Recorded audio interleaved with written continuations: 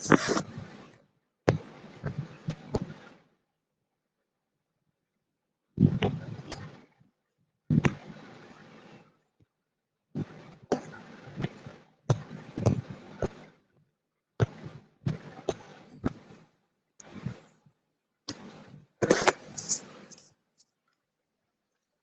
आज सुबह वाली कक्षा में इंटरनेट की प्रॉब्लम की वजह से हमारी कक्षा बीच में ही बंद हो गई थी, तो हम फिर से उसी कक्षा को प्रारंभ कर रहे हैं। तो हमें 2 प्रश्न तो हल कर लिए थे, अब तीसरे वाले प्रश्न से हम कक्षा को प्रारंभ करते हैं। तो सर्वप्रथम तीसरे वाले प्रश्न से कक्षा को प्रारंभ कर रहे हैं, क्योंकि हमने 2 प्रश्न पहले ही कक्षा में हल कर लिए थे। तो इस प्रश्न में कहा गया है कि यदि चीनी का मूल्य 15 रुपए प्रति किलोग्राम है, पहले चीनी के मूल्य में 20% की वृद्धि की जाती है तथा फिर 20% घटा दी जाती है। यानी कि चीनी है उसका मूल्य क्या है, 15 रुपए प्रति किलोग्राम है अभी। फिर बाद में क्या होता है, जो चीनी का मूल्य है उसमें 20% की वृद्धि की जाती है तथा फिर बाद में क्या होता है, 20% की वृद्धि करने के पश्चात 20% की ही कमी कर दी जाती है चीनी के मूल्य में। तो चीनी के मूल्य में कितने प्रतिशत की कमी या वृद्धि हुई। अब हमें ज्ञात करना है कि जो चीनी के मूल्य में क्या हुआ, कमी होगी तो कितने प्रतिशत की कमी हुई, या फिर वृद्धि हुई तो कितने प्रतिशत की वृद्धि हुई, ये हमें ज्ञात करना है। तो हम इसे कैसे ज्ञात करेंगे, इसके लिए हमने 2 तरीके पढ़े थे।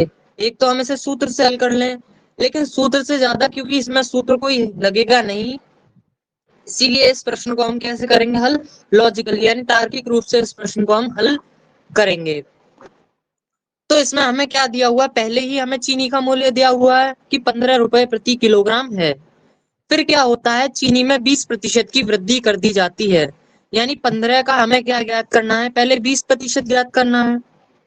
तो 20/100, 15 गुणा 20/100। फिर हम क्या करेंगे, 100 के एक जीरो से 20 का एक जीरो काट देंगे। फिर हमारा आएगा 15 का गुणा जब 2 से करेंगे तो 15 दूनी 30/10 जी।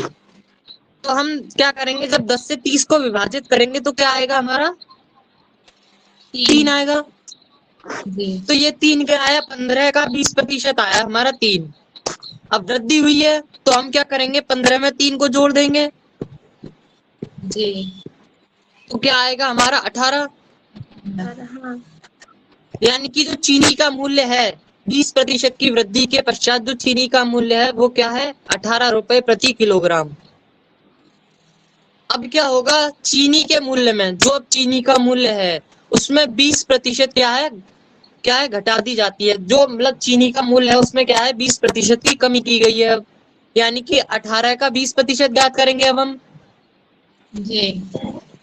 18 गुणा 20/100 तो क्या आएगा,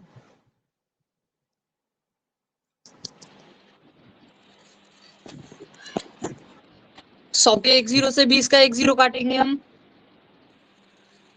18 दूनी 36, 36/10 जी। तो जब हम 10 से 36 को विभाजित करेंगे तो क्या आएगा, 3.6 या 3.6 जी।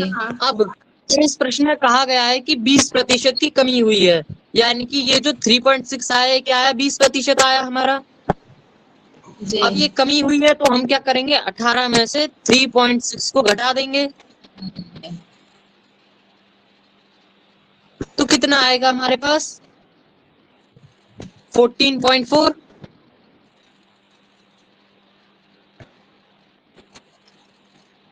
ये आएगा।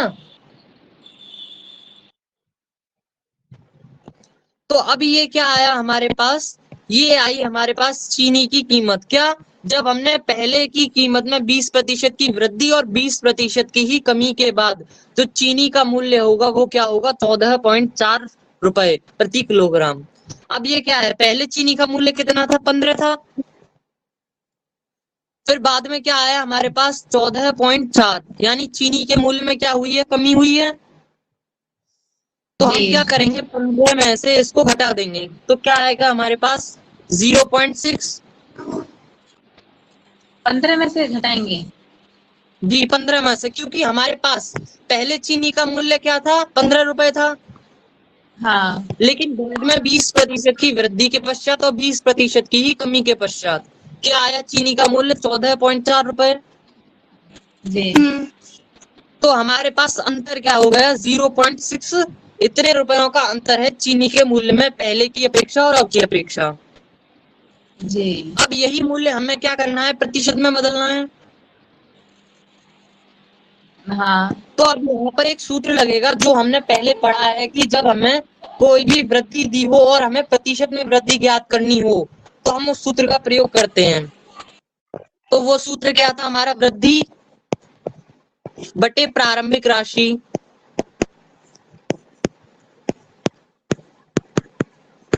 गुणा 100। यही तो सूत्र था हमारा। जी तो अब वृद्धि कितने रुपयों की हुई है, यहाँ पर हम वृद्धि क्या लेते हैं, रुपयों में लेते हैं। तो हाँ वृद्धि कितने रुपयों की हुई है, 0.6। जी प्रारंभिक राशि यानी कि पहले चीनी का मूल्य क्या था, 15 रुपए था, तो यहाँ पर बटे में हम 15 लिखेंगे गुणा 100। तो जब हम 0.6 से 100 का गुणा करेंगे तो हमारा क्या आएगा, 60 आएगा। यही तो आएगा बटे 15।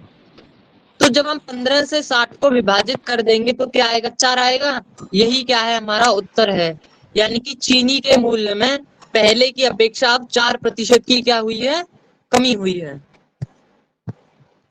तो ये ऑप्शन जो है ये वाला हमारा क्या हो जाएगा, सही हो जाएगा कि चीनी के मूल्य में क्या हुई है, 4% की कमी हुई है। तो ये हमने ज्ञात कर लिया। कैसे ज्ञात किया ये सभी को समझ में आया। अगले प्रश्न पर चलते हैं अब हम। फर्स्ट का बता दीजिए। हाँ यही तो अभी प्रतिशत निकाला है। जी ये हाँ हाँ हाँ तो अब ये पहले हमने ये 15 में से जो हमने इसको माइनस किया तो हमारे पास ये आया। ये क्या था, ये चीनी के मूल्य में कितने रुपयों की कमी हुई पहले की अपेक्षा। तो हमने यहाँ पर क्या किया, ये सूत्र हमें दिया हुआ था, ये सूत्र हमने पहले पढ़े हैं, जो हमने पीडीएफ आपको भेजा था उसमें भी ये सूत्र था। हाँ यहाँ पर ये वृद्धि की जगह हम क्या लिखेंगे, कमी लिखेंगे, क्योंकि हमें कमी हुई है। वो वृद्धि गलत लिख गया, कमी लिखेंगे हम यहाँ पर। हाँ तो कमी कितने की हुई थी, 0.6 रुपयों की। अब प्रारंभिक राशि यानी पहले चीनी का मूल्य कितना था, 15 रुपए था। तो वो हमने यहाँ पर लिख लिया और गुणा 100 कर दिया, क्योंकि ये सूत्र में था। तो जब हमने 0.6 का गुणा 100 से किया तो 60 आया, क्योंकि 10 से जब करेंगे तो ये पॉइंट इसमें से हट जाएगा, तो 6 बचेगा। हाँ फिर 6 का 10 से करेंगे तो 60 हो जाएगा बटे 15। तो 15 से जब हमने 60 को विभाजित किया तो 4 आएगा। तो यही क्या है, हमारा 4% की अभिष्ट कमी, यानी कि चीनी के मूल्य में कितने प्रतिशत की कमी हुई है, 4% की। आगे चले अब हम।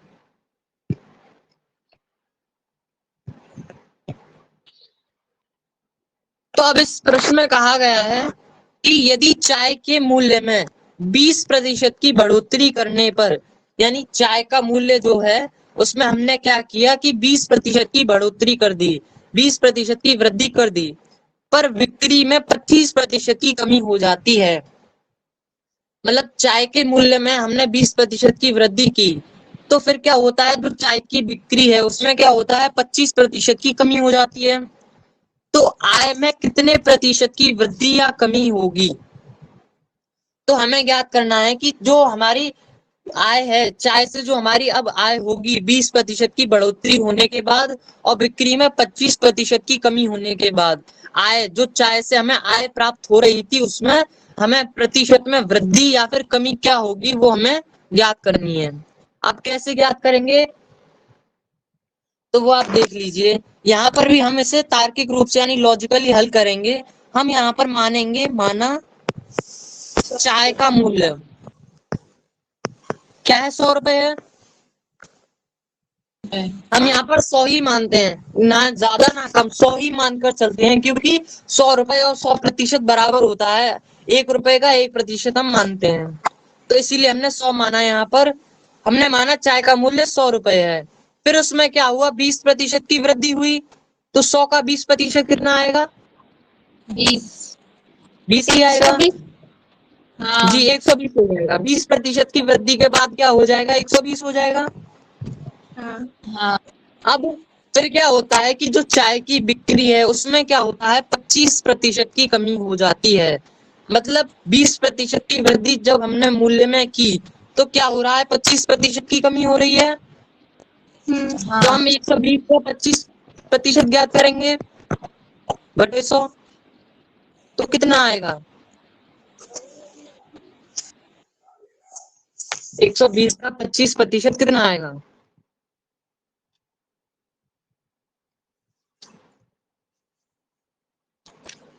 25 से हम 100 को विभाजित करेंगे, सीधा सीधा 4 आएगा। जब हम 4 से 120 को विभाजित करेंगे, 4 3 12 और ये 0 का 0 आ जाएगा, यानी 30। तो क्या आया हमारे पास, 120 का 25% कितना आया? 30 आया। अब ये क्या है, हमारी 30 जो है हमारी कमी हुई है किसमें, बिक्री में। तो हम क्या करेंगे, 120 में से 30 को घटा देंगे जी, तो कितना आएगा? 90। हम क्या करेंगे, ये क्या है हमारे पास, 90 टोटल आया, यानी जो हमारी बिक्री है वो कितनी है, 90 है। लेकिन पहले क्या थी, हमारी बिक्री पूरी 100% थी, 100 थी। अब क्या है, 90 रह गई, तो हम माइनस कर देंगे, 100 में से 90 को माइनस करेंगे तो क्या आएगा, 10 आएगा, 10%। तो यही क्या है, हमारा उत्तर हो जाएगा। यानी पहले जो हमें चाय से आय प्राप्त हो रही थी वो कितनी हो रही थी, 100% हो रही थी पूरी पूरी। लेकिन अब क्या हुआ, हमारी चाय से जो हमने वृद्धि की उसमें 20% की, हमारे आय में क्या हुआ, कमी हो गई, कितने की, 10% की।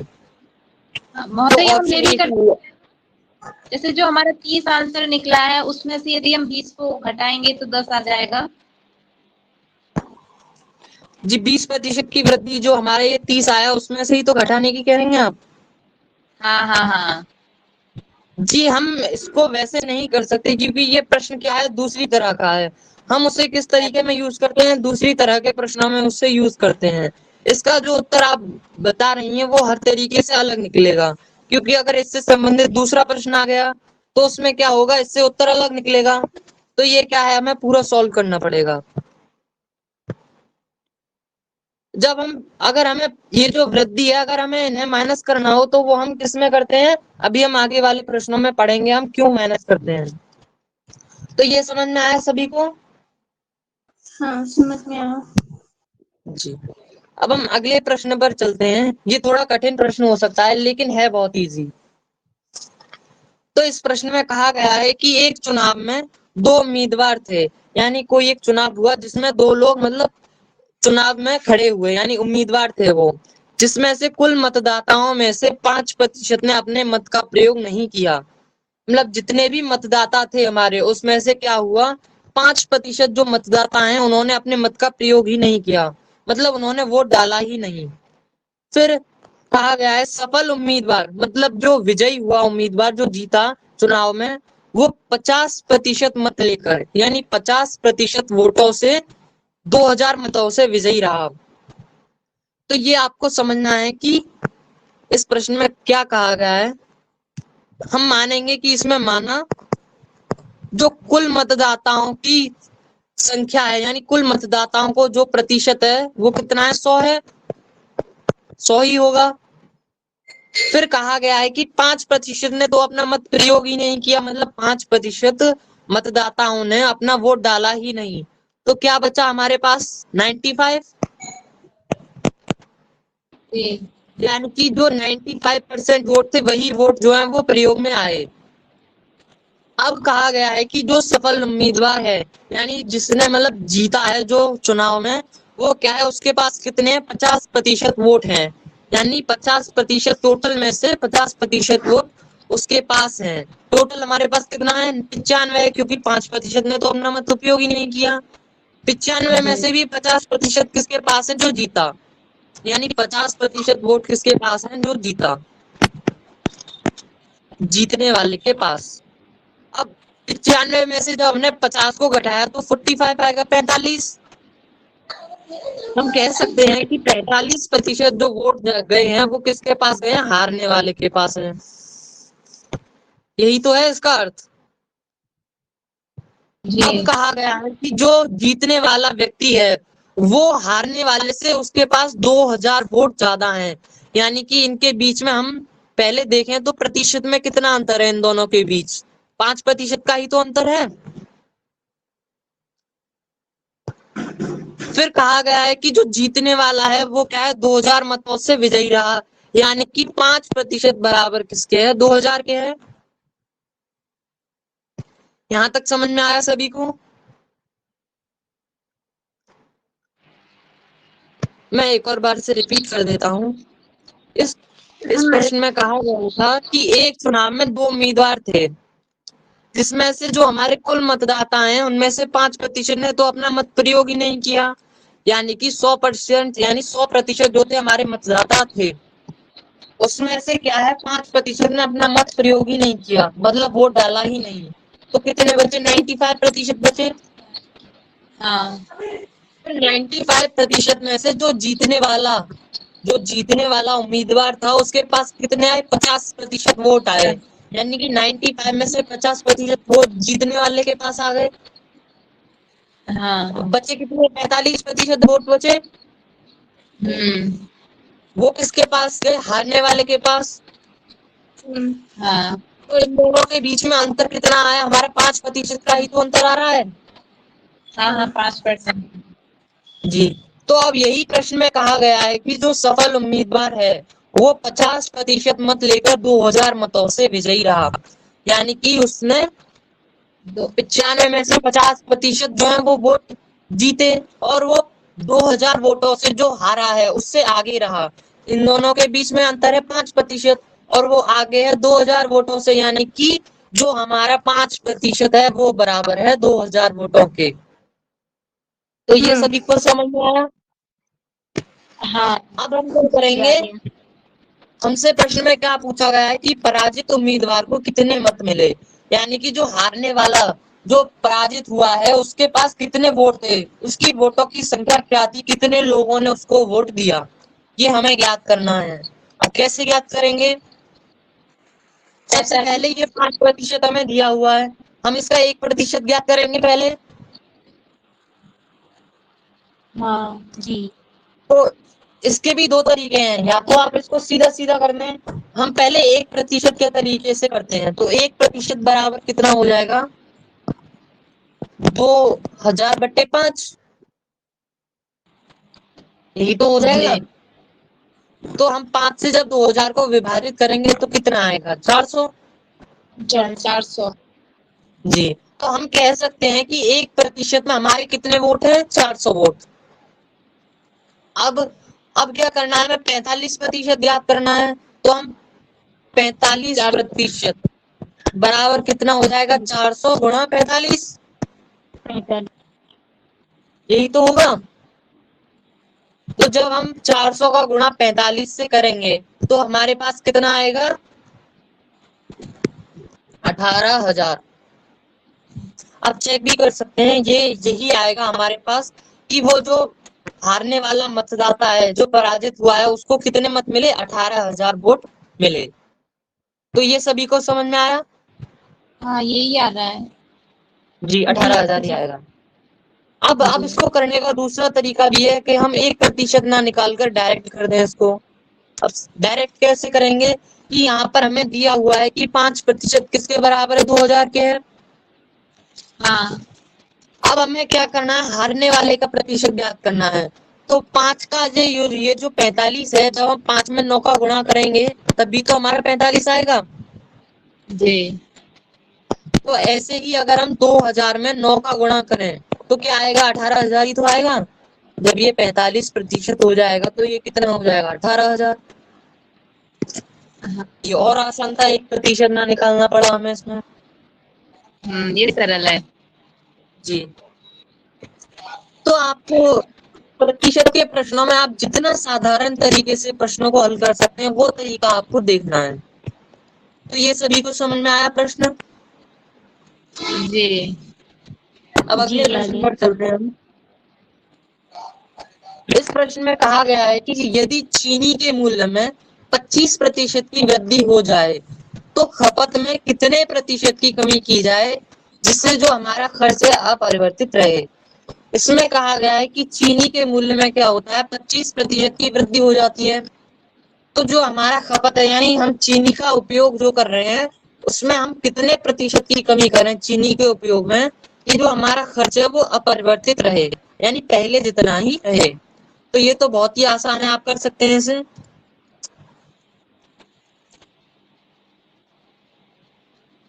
इसमें हम एक सूत्र का प्रयोग करेंगे, तो वो सूत्र है हमारा 100 इंटू आर बटे में 100 प्लस आर। यही तो सूत्र प्रयोग होगा इसमें। हाँ हमने यही होगा। हमने इससे संबंधित प्रश्न भी किए हैं, तो इसका उत्तर क्या आएगा? अब आप बताइए कि इसका जो हमारा हल है वो क्या आएगा।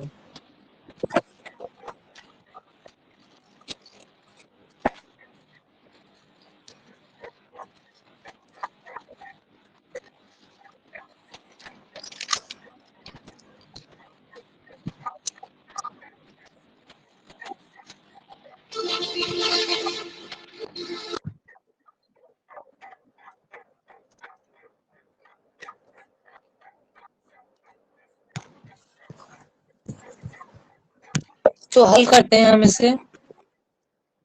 100 इंटू 25 बटे में 100 प्लस 25। तो जब हम 100 का गुणा 25 से करेंगे तो कितना आएगा? 2500, 2500 बटे में जब हम 100 को 25 125। तो आप इसे 5 से विभाजित कर लीजिए, तो ये कितना हो जाएगा? 500। ये कितना हो जाएगा? 25 जी। तो 500 बटे 25, 25 से 500 को विभाजित करेंगे, 25 दूनी 50, तो ये कितना हो जाएगा? 20। तो क्या हो जाएगा? 20 इसका सही उत्तर हो जाएगा। तो ये सभी को समझ में, ये तो बहुत आसान था। अब अगले प्रश्न की तरफ चलते हैं हम। अब इस प्रश्न में कहा गया है कि चाय के मूल्य में 25% की कमी होने पर खर्च में कितने प्रतिशत की वृद्धि की जाए कि खर्च अपरिवर्तित रहे। अब ये प्रश्न क्या है? पिछले वाले प्रश्न की तरह है, बस इसमें क्या है, की गई है जी 25% की कमी की गई, तो इसमें कौन सा सूत्र प्रयोग होगा? वो माइनस वाला सूत्र 100 इंटू आर 100 माइनस आर। जी तो ये तो आसान है, आगे बढ़ते हैं हम इसे छोड़ दें। जी तो अब अगले प्रश्न पर चलते हैं। ये भी थोड़ा सा कठिन प्रश्न है लेकिन ये भी सरल ही है। तो इस प्रश्न में कहा गया है कि एक परीक्षा में उत्तीर्ण होने के लिए 45% अंक प्राप्त करने पड़ते हैं। ये प्रश्न जो है हमारा पूछा गया है पहले 2019 में, तो ये बहुत ही ज्यादा महत्वपूर्ण प्रश्न है।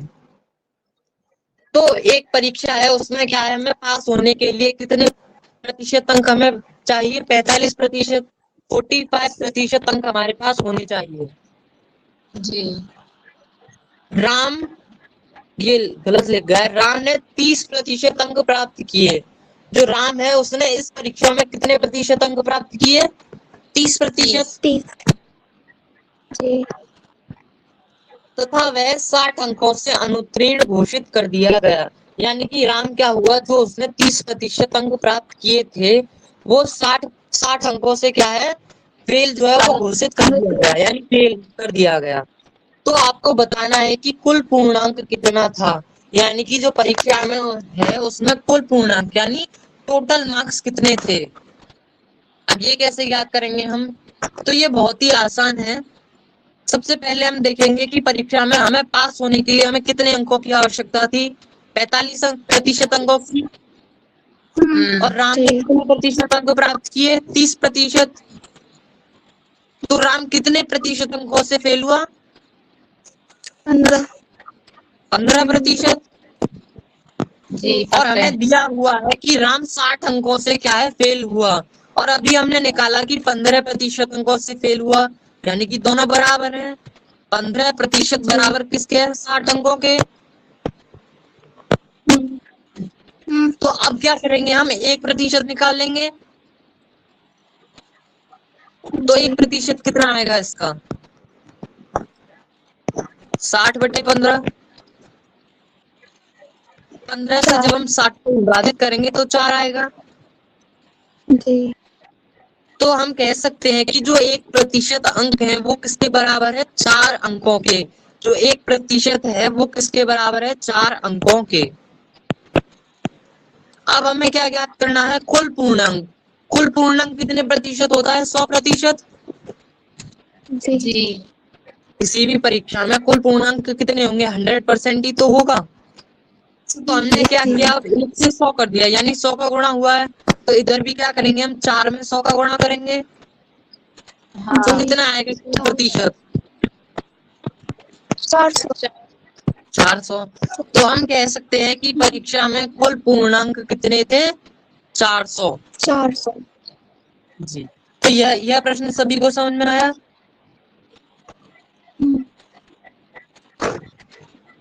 आगे चले। हाँ तो अब अगला प्रश्न है। अगला प्रश्न भी इसी तरह का है लेकिन थोड़ा कठिन है। ये प्रश्न भी पूछा गया है।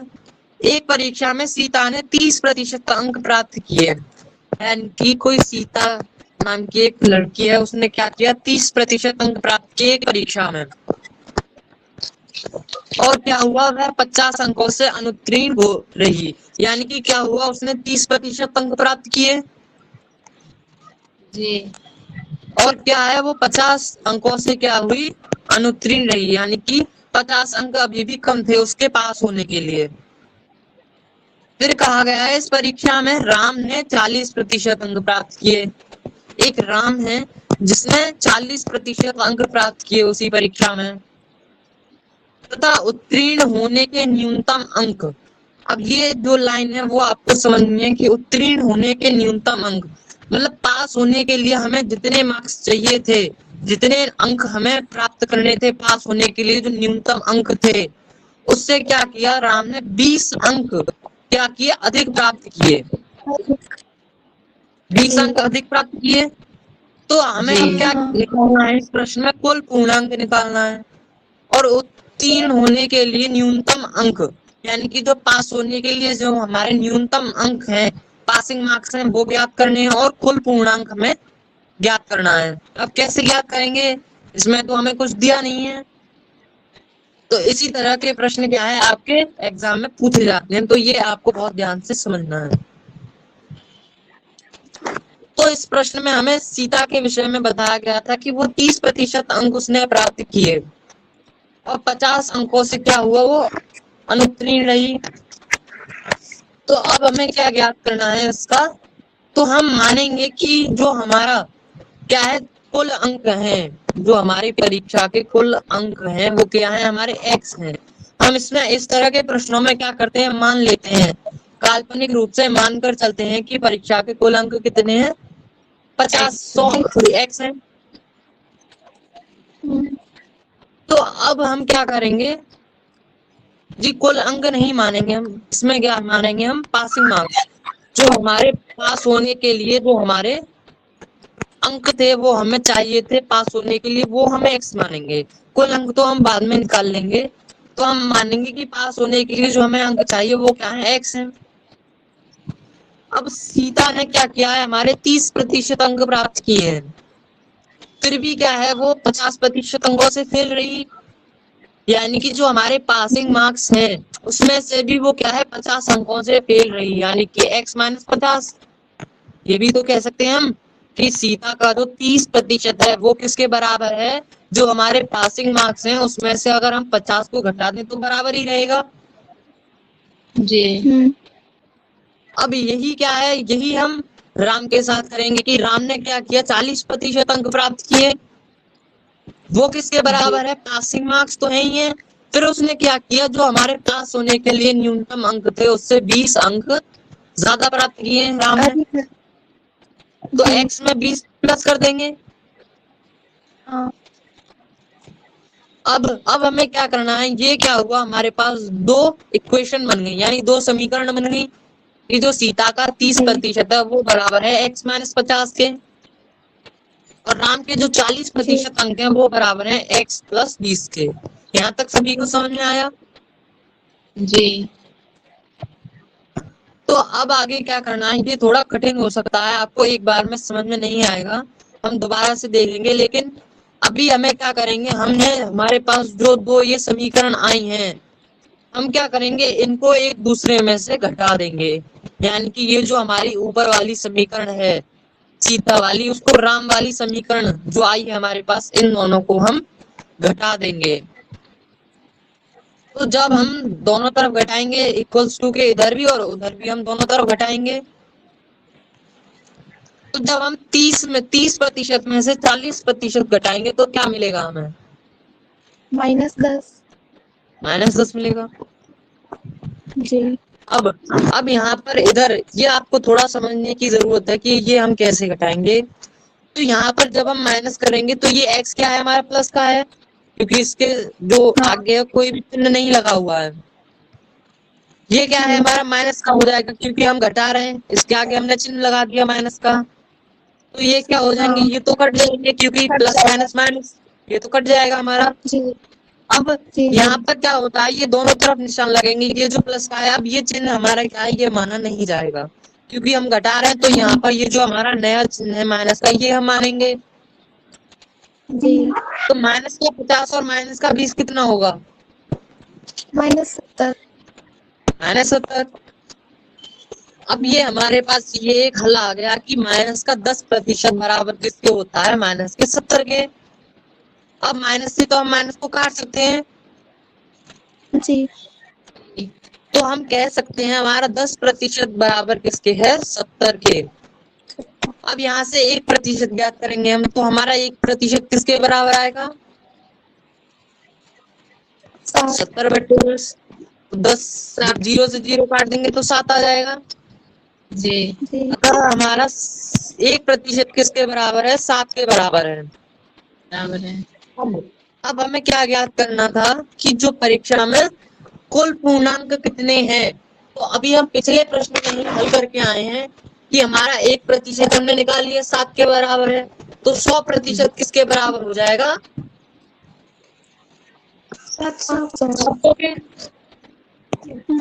तो ये हमने हल कर लिया कि हमारा कुल पूर्णांक परीक्षा में कितना था, 700। अब हमें एक और चीज ज्ञात करनी है कि परीक्षा में उत्तीर्ण होने के लिए न्यूनतम अंक ज्ञात कीजिए। तो न्यूनतम अंक कितने हैं परीक्षा में, अब वो कैसे ज्ञात करेंगे। तो अब यहाँ से आप किसी भी एक समीकरण को ले लीजिए। जैसे अगर आप सीता, ये जो सीता वाली समीकरण है वो मैं यहाँ पर लिख लेता हूँ। पहले हम यहाँ पर 100% बराबर 700 ये लिख लेते हैं। तो अब यहाँ पर सीता के 30% अंक थे, जी। वो किसके बराबर थे, x - 50 के। यही तो था। तो अब सीता ने हमारे 30% अंक प्राप्त किए, किसमें से, कुल में से ही तो प्राप्त किए थे। जी। तो 700 का हम क्या ज्ञात करेंगे, 30% ज्ञात करेंगे, यानी कि 700 गुणा 30/100। तो 100 से जब हम 100 के 2 जीरो, 700 के 2 जीरो को काट देंगे, 7 गुणा 30 यानी 210। यानी कि सीता ने कितने अंक प्राप्त किए थे, 30।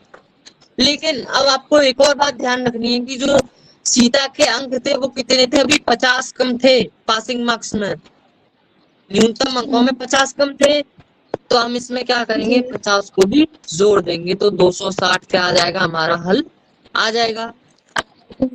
हाँ। तो ऑप्शन डी क्या है, हमारा सही हो जाएगा। तो ये प्रश्न सभी को समझ में आया। जी। हम एक और बार समझ लेते हैं इस प्रश्न को, क्योंकि ये प्रश्न बहुत ही बड़ा है और ये इसको समझने में भी आपको थोड़ी दिक्कत हो सकती है। तो हम एक और बार इस प्रश्न को क्या करेंगे, हल करेंगे। तो हमने इस प्रश्न में क्या था, हमें दिया था कि जो सीता है वो क्या है 30% अंक उसने प्राप्त किए हैं कुल अंकों में से, जी। और 50 अंकों से क्या है वो अनुत्तीर्ण रही थी, यानी 50 अंकों से फिर भी वो फेल हो गई थी। और उसी परीक्षा में क्या है राम ने भी क्या है 40% अंक प्राप्त किए कुल अंकों में से, और 20 अंकों से वो क्या है ज्यादा, मतलब जो पास होने के न्यूनतम अंक थे हमारे उसमें से 20 अंकों से क्या है उसके ज्यादा मिले थे। यही तो था। फिर हमने क्या किया था, इसमें माना था कि जो हमारे पास होने के लिए जो हमारे न्यूनतम अंक हैं वो क्या है, हमारे x हैं। फिर वही जो हमने x का प्रयोग क्या किया था, ये जो हमें दिया हुआ था प्रश्नों में वो हमने उपयोग किया था। कैसे? क्योंकि हमें दिया हुआ था कि सीता ने 30% अंक प्राप्त किए हैं, तो वो बराबर हो जाता है हमारा जो हमारे पासिंग मार्क्स आए उसमें से 50%, उसके 50 अंक उसके कम थे, तो हमने पासिंग मार्क्स में से उसके 50 अंक घटा दिए। तो 30% क्या हो जाता है, वो बराबर हो जाएगा कि जो सीता ने जो अंक प्राप्त किए उसमें से अगर हम 50 घटा दें उसके। इसी प्रकार हमने क्या किया, राम के 40% अंक लिखे थे, वो हमने बराबर लिया था कि जो उसके पासिंग मार्क्स हैं x, वो क्या है उसमें अगर हम प्लस कर दें 20 को, क्योंकि उसने 20 अंक ज्यादा प्राप्त किए थे। तो ये क्या हुआ, हमारे पास दो समीकरणें बन गई कि 30% क्या है बराबर है x माइनस 50 के, और 40% क्या है वो बराबर है x प्लस 20 के। तो ये हमारे पास दो समीकरणें बनी। फिर हमने क्या किया था, इन दोनों समीकरणों को घटाया था। जी। तो घटाने के बाद क्या आया था हमारे पास, माइनस का 10 और माइनस का 70 ही तो आया था इधर। इधर तो जब हमने 30 में से 40 को घटाया माइनस 10 आया। जी। ये आपको समझना है कि ये एक और बार मैं बता देता हूँ ये हमने कैसे किया। तो यहाँ पर जो हमारा प्लस था हमने यहाँ पर माइनस किया, तो ये क्या है, ये तो हमारा प्लस का ही है x। अब यहाँ पर ये जो है ये माइनस का हो जाता है क्योंकि हम घटा रहे हैं, तो ये क्या कट जाएंगे, ये हमारे जो एक प्लस का एक माइनस का है। अब इधर इधर क्या है हमारा 50 तो माइनस का है ही है। अब 20 यहाँ पर भी हम माइनस लगाएंगे, तो जो प्लस का चिन्ह है वो हम उसे हटा देंगे, क्योंकि अब उसका कोई मतलब नहीं है, हम घटा रहे हैं तो हम माइनस के चिन्ह का प्रयोग करेंगे। जी। जब हमने माइनस के 50 में माइनस का 20 जो है वो घटाया, तो ये तो माइनस माइनस के थे, तो ये क्या हुए, जुड़ गए, प्लस हो जाएंगे। ये तो चिन्ह आया माइनस का, यानी -70। फिर हमने क्या किया, इधर भी माइनस था उधर भी माइनस था, तो दोनों तरफ के माइनस को हमने काट दिया। जी। तो हमारा जो 10% था वो बराबर है 70 के। तो फिर हमने क्या ज्ञात किया, जो हमारा, अब हमने कुल पूर्णांक ज्ञात किए पहले, तो हमारा कुल पूर्णांक कितने आ गए, 100। 10 में या तो हम इसमें 10 का गुणा कर सकते थे क्योंकि हमें 10% दिया हुआ था, 70 आ गया।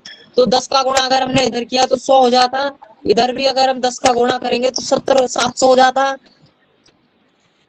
या तो आप ऐसे डायरेक्ट ले लीजिए या फिर 1% ज्ञात करके कर लीजिए, वो दोनों तरीके से ही जो हमारा हल है वो समान आएगा।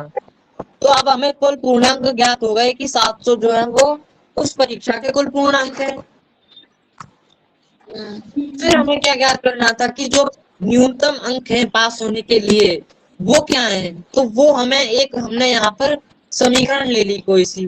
पहले हमने क्या किया, सीता जो वाली जो समीकरण थी वो हमने ली। अब इस बार हम क्या करते हैं, राम ने जितने भी अंक प्राप्त किए उससे हम हल करते हैं। आंसर तो हमारा दोनों स्थितियों में समान ही आना चाहिए, 260 ही आएगा। तो हम यहाँ पर लिखेंगे कि राम ने 40% जो अंक प्राप्त किए वो बराबर है x, यानी पास होने के न्यूनतम अंक प्लस 20 के। हाँ। तो राम ने क्या किया, 40% अंक प्राप्त किए हैं, किसके, कुल अंकों के। तो 700 का हम क्या करेंगे, 40% ज्ञात करेंगे। जी तो इसके 2 जीरो से हमने इसके 2 जीरो काट देंगे तो ये कितना आएगा, 7 चौक 28, 280। जी हाँ अब ये क्या है हमारा 280 क्या है, राम के 40% अंक आए। लेकिन हमें क्या याद करना है, पासिंग मार्क्स। राम के कितने थे पासिंग मार्क्स में, जो हमारे पास होने के लिए न्यूनतम अंक थे, राम के 20 अंक उसमें ज्यादा थे। जी तो हम क्या करेंगे, इसमें से 20 को घटा देंगे तो कितना आएगा, 260 ही तो आएगा। जी जी हाँ तो हमारा दोनों स्थितियों में क्या है, हमारा उत्तर समान आया। तो ये प्रश्न सभी को समझ में आया। जी जी अब हम अगले प्रश्न पर चलते हैं। इस प्रश्न में कहा गया है कि किसी त्रिभुज के आधार में 10% की वृद्धि की जाए। आपको ये याद रखना है कि प्रतिशत में किसी भी तरह का प्रश्न पूछ लिया जा सकता है, या तो वो त्रिभुज के क्षेत्रफल पर आधारित हो या वर्ग पर, आयत पर, किसी भी तरह का प्रश्न पूछ लिया जा सकता है। आपको बस प्रतिशत निकालना आना चाहिए, तो इसीलिए ये प्रश्न आपके लिए बहुत जो है वो उपयोगी होगा। तो इस प्रश्न में कहा गया है कि किसी त्रिभुज के आधार में 10% की वृद्धि की जाए। तो हमारे पास कोई एक त्रिभुज है, उसमें हमने क्या किया, जो उसका आधार है उसमें हमने 10% की वृद्धि कर दी।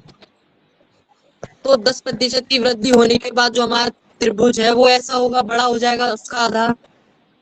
जी जी फिर क्या कहा गया है कि क्षेत्रफल में कोई परिवर्तन ना हो तो उसकी ऊंचाई में कितने प्रतिशत की कमी करनी होगी।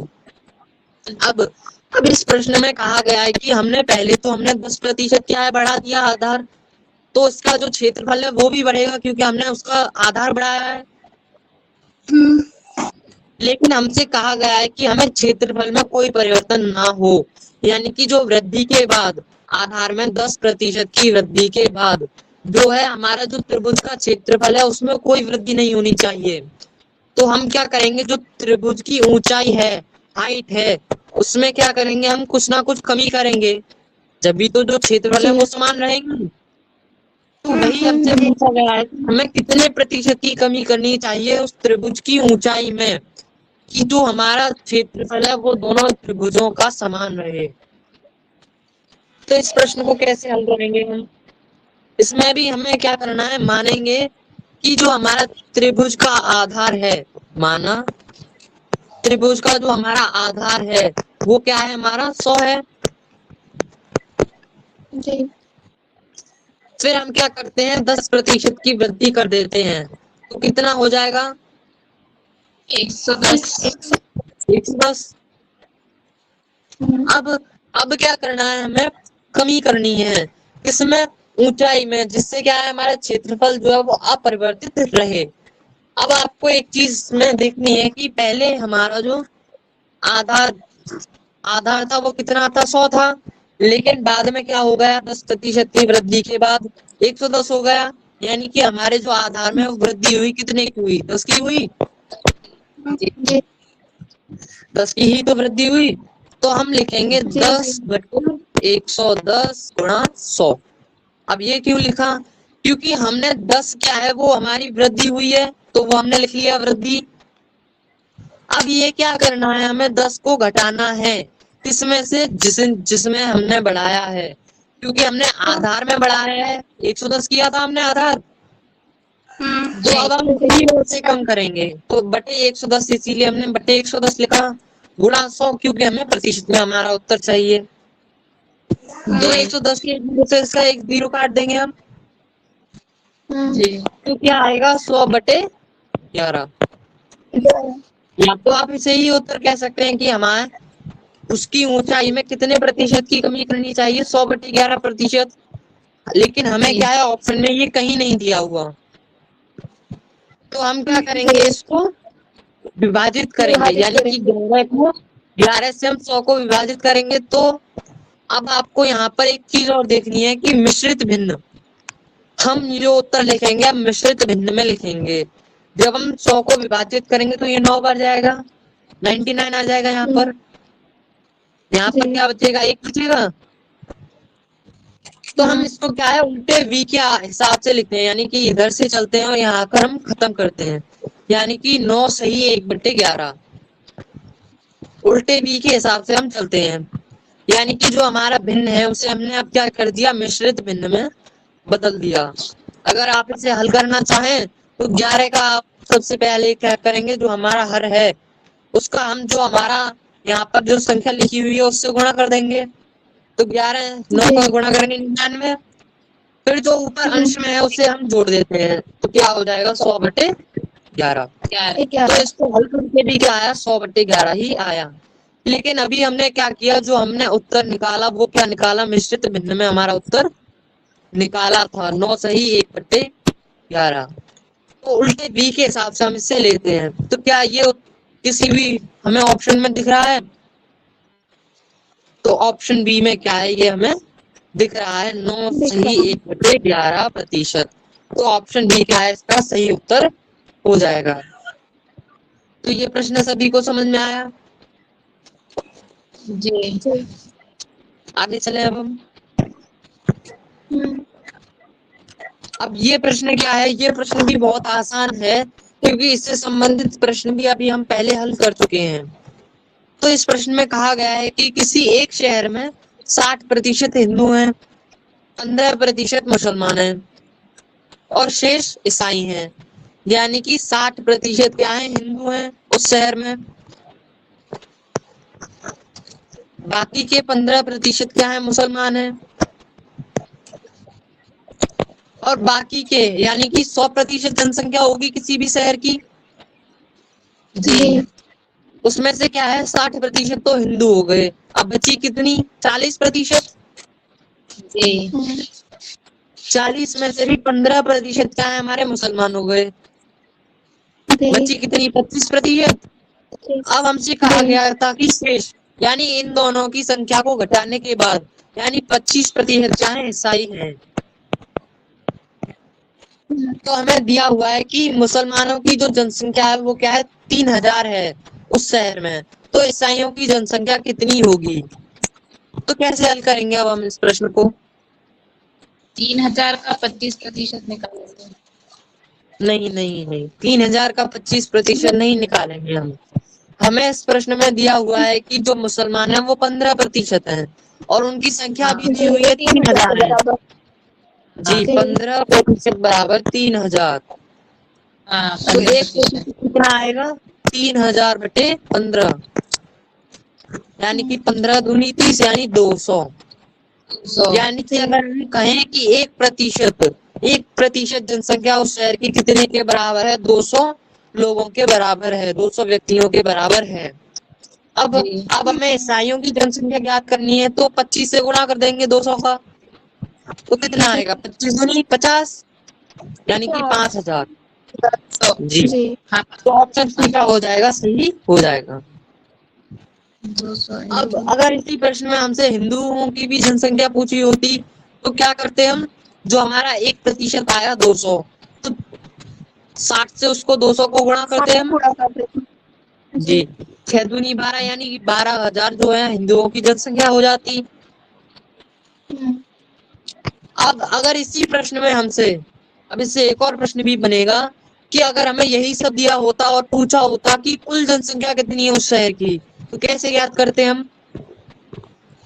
जोड़ते हिंदू मुस्लिम और ईसाई को। ये हमें जो संख्याएं निकालनी है 3000 5000 और 12000, इन सभी को हम जोड़ देते तो क्या आता हमारा 3000 प्लस 5000 प्लस 12000, तो कितना आता 3 और 5000 8000, 8000 और 12000 20000।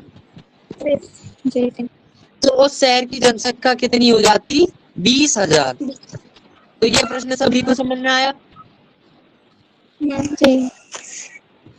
अब अगले प्रश्न पर चलते हैं और यह प्रश्न हमारा अंतिम प्रश्न है और बाकी के प्रश्न क्या है आपको पीडीएफ के रूप में मिल जाएंगे और टेलीग्राम पर भी आपको क्विज के रूप में मिलते रहेंगे, तो आप उनसे आपकी तैयारी होती रहेगी।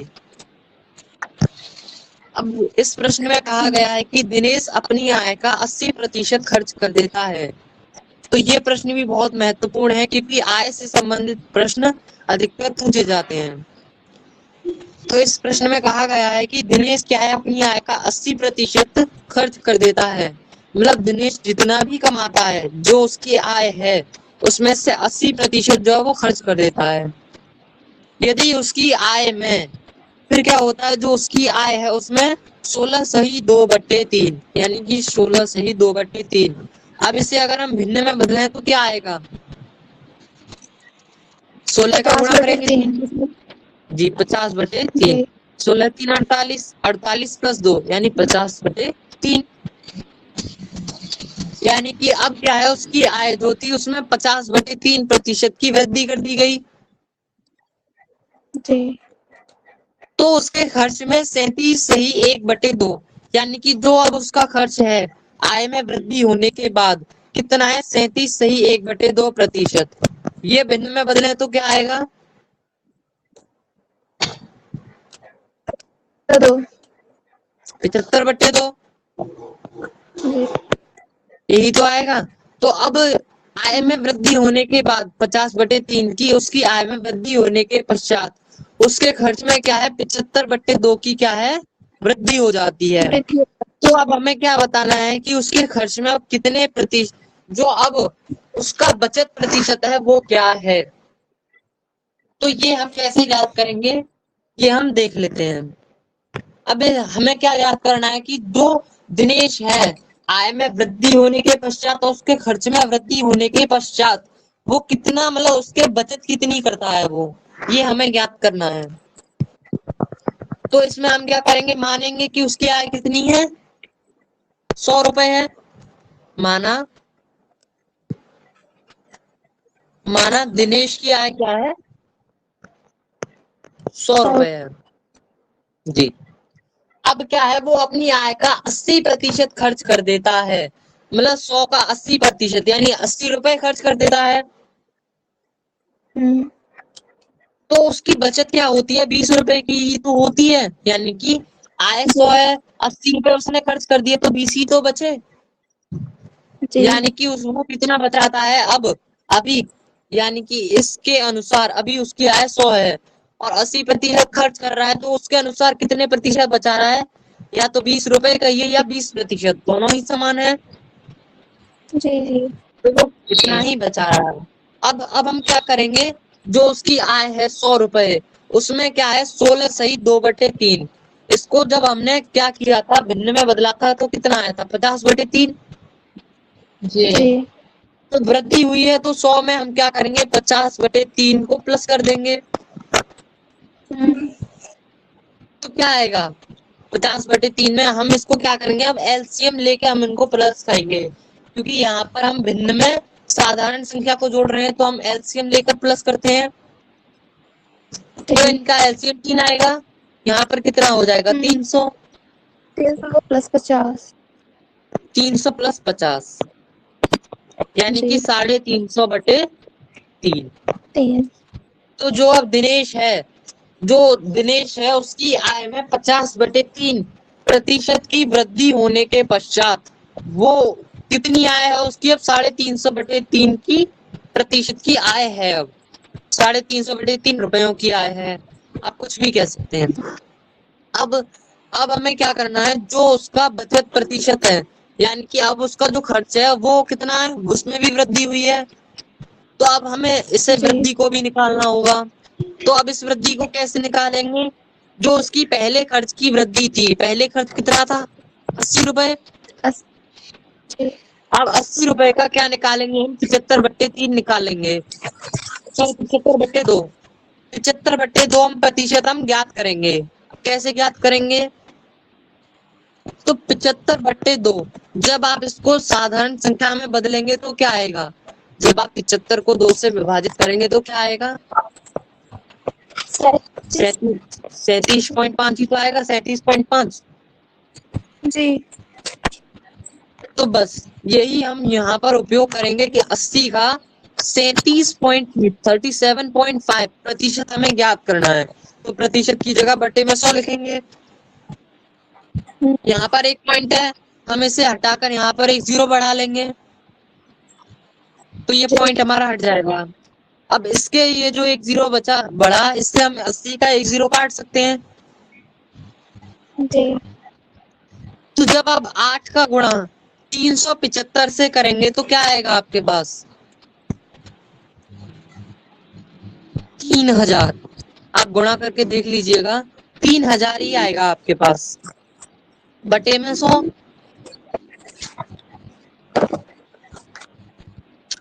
तो जब हम 100 के 2 जीरो से इसके 2 जीरो काट देंगे तो क्या आएगा? 30 आएगा। जी तो अब हम कह सकते हैं कि जो दिनेश है उसके खर्च में 75/2 या 37.5% की वृद्धि होने के बाद ये क्या है? अभी हमारा खर्च उसका 37.5% निकला है, अभी हमारा कुल खर्च नहीं निकला है उसका। 80 में अब हमें क्या करना है? 30 को प्लस करना है, तो उसका कुल खर्च कितना है वृद्धि होने के बाद? 110 110। अब आपको क्या करना है? पहले हमने कैसे निकाला था उसका जो बचत प्रतिशत था, वो कैसे निकाला था? उसकी आय में से उसके खर्च को माइनस कर दिया था। तो अब हमने आय भी निकाल ली 350/3 और उसका खर्च भी निकाल लिया 110। अब क्या करना है आपको? सीधे तरीके से इसको घटा देना है 350/3 माइनस 110। तो जब आप, अब ये भिन्न में है, ये साधारण है संख्या है, तो हम क्या करेंगे? इसके नीचे 1 मान लेते हैं और एलसीएम लेकर इसको हल करते हैं। जी तो 3 आएगा एलसीएम, ये तो 350 ही रहेगा, और ये कितना हो जाएगा? 330।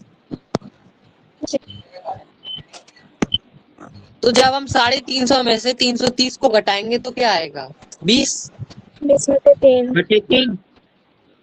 अब ये क्या है? हमारा भिन्न में है, लेकिन आपके जो ऑप्शंस दिए हुए हैं उसमें कहीं आपको भिन्न में दिया हुआ है?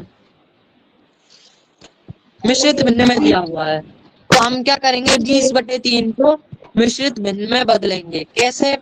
हमने बताया था कि 3 से विभाजित करेंगे इसको, तो कितनी बार जाएगा? 6 बार विभाजित होगा, 18 आएगा यहाँ पर। जी यहाँ कितना बचेगा? 2। तो हम जी क्या करते हैं? उल्टे d के हिसाब से लिखते हैं, यानी कि 6 2 3, यानी कि 6 सही 2/3। और जब आप इसे हल करेंगे तो क्या आएगा? 20/3 ही आएगा, क्योंकि 6 3 18 और 2 20/3। तो क्या ये आपको कहीं ऑप्शन में दिख रहा है 6 सही 2/3? जी चौथा जी, फोर्थ वाले ऑप्शन में आपको दिख रहा है। तो ये हमारे आज के प्रश्न थे जो हमने हल कर लिए, और इससे जो आपका प्रतिशत है वो भी आपको पूरी तरह से समझ में आ गया होगा। तो हमारा प्रतिशत अब ये हमारा जितना भी था हमने पढ़ लिया है प्रतिशत। अब हम कल की कक्षा से एक नया जो है चैप्टर वो शुरू करेंगे। तो अभी तक आपको प्रतिशत में जो कोई भी मतलब आपको दिक्कत हो या फिर कोई भी प्रश्न हो वो आप पूछ सकते हैं।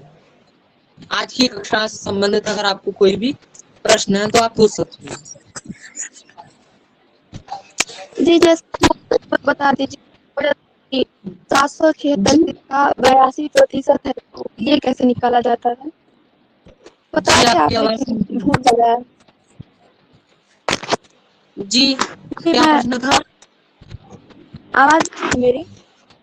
जी, अब आ रही है साहब।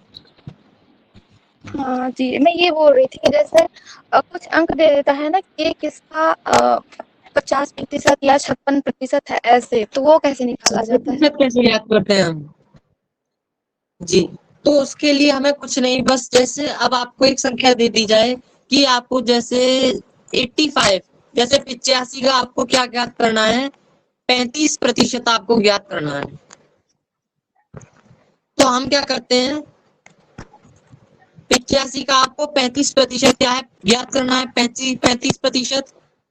तो 85 का ज्ञात करना है ना, तो 85 इंटू लिखते हैं हम 35। अब जो हमारा प्रतिशत दिया होता है, प्रतिशत का चिन्ह, हम इसे क्या करते हैं? हटा देते हैं यहाँ से, और क्या लिखते हैं? बटे में 100। जी जी, तो जब आप 85 का गुणा 35 से करेंगे तो क्या आएगा आपके पास? 85 का गुणा जब आप 35 से करेंगे तो क्या आएगा?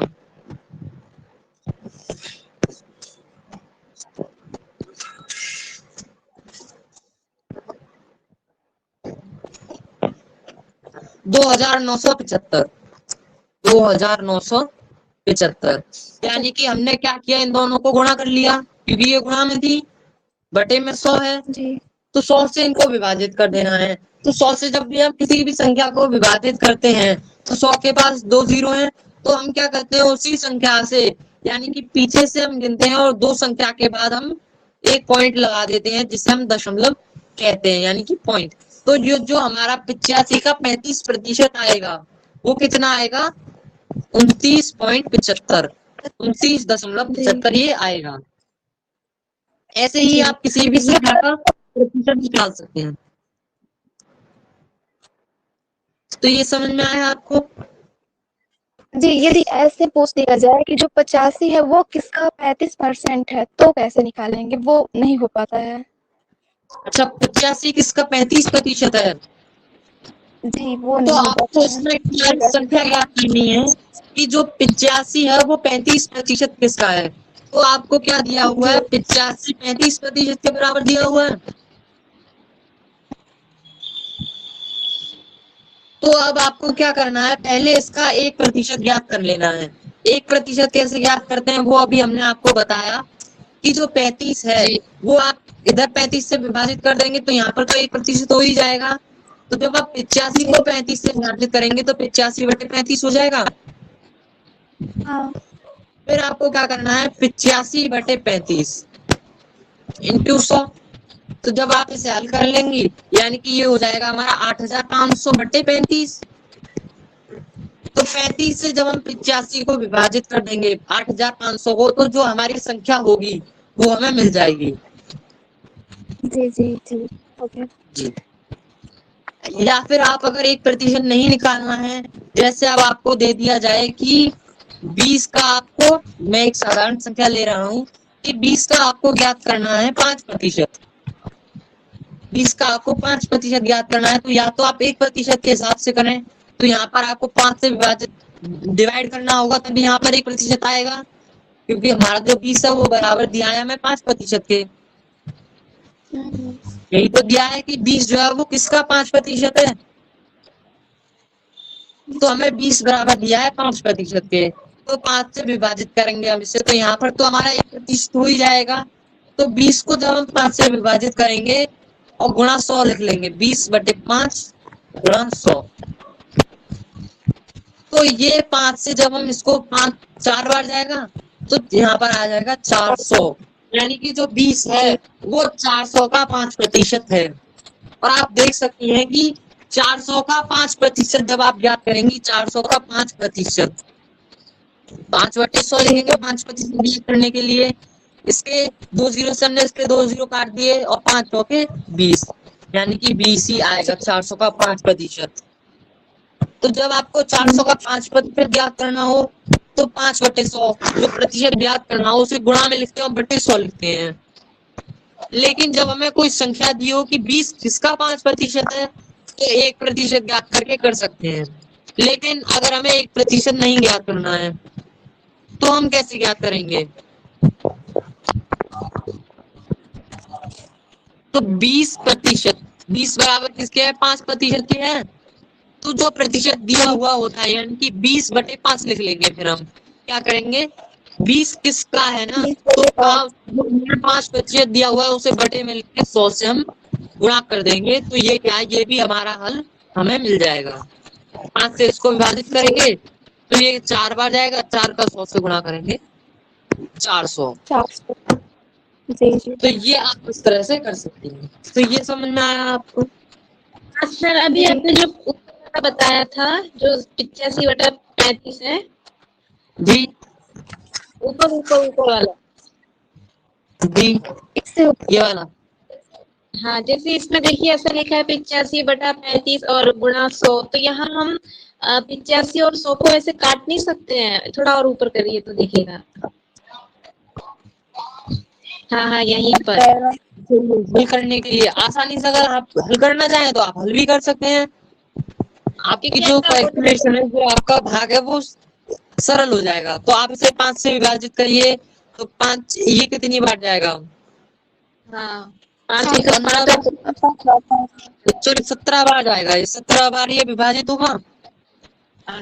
और 5 से ही 100 को विभाजित करेंगे तो ये 20 बार कटेगा।